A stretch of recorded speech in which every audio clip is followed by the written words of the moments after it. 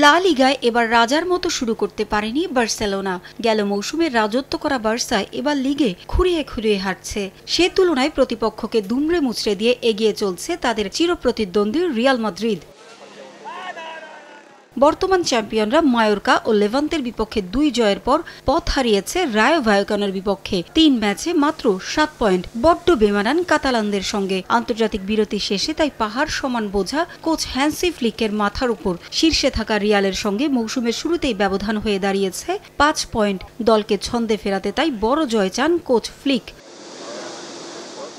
আগামী 18 September champions league mission শুরু হবে বার্সেলোনার। প্রতিপক্ষ ইংলিশ ক্লাব নিউক্যাসল। তার আগে ভ্যালেন্সিয়ার বিপক্ষে লা লিগায় জয় চান কোচ। গুরুত্বপূর্ণ ম্যাচে আক্রমণে লামিনে ইয়ামালের শূন্যতায় চিন্তায় ফ্লিক।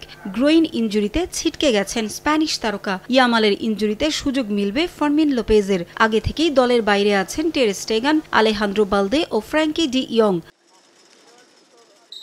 আইএফআইসি আমার অ্যাকাউন্ট, সুবিধা যেমনই চাই, অ্যাকাউন্ট একটাই। 10 নম্বর জার্সিতে আলো ছড়াতে মুখে আছেন দানি ওলমো।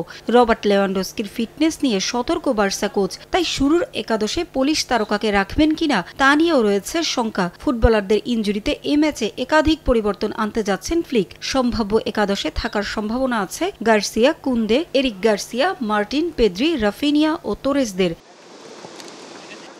প্রতিপক্ষ ভ্যালেন্সিয়াও ভালো ছন্দে নেই। 3 ম্যাচে তারা জিতেছে মোটে 1টি ম্যাচ, 1 ড্র ও 1 হারে 4 পয়েন্ট নিয়ে টেবিলের 11তম স্থানে আছে তারা। খেলা হবে ইউহান ক্রুইফ অ্যারেনায়। মাত্র 6000 দর্শক ধারণ ক্ষমতার মাঠে ম্যাচ দেখা নিয়ে মন ভালো নেই কাতালান সমর্থকদের। তবুও দলের জয় দেখে ঘরে ফিরতে চান তারা। বার্সেলোনা ও ভ্যালেন্সিয়ার এর আগে দেখা হয়েছে 230 ম্যাচে। এর মধ্যে কাতালানরা জিতেছে 114টি ম্যাচ, ভ্যালেন্সিয়া জিতেছে 59 ম্যাচে। দুদলের ড্র হয়েছে 57 বার।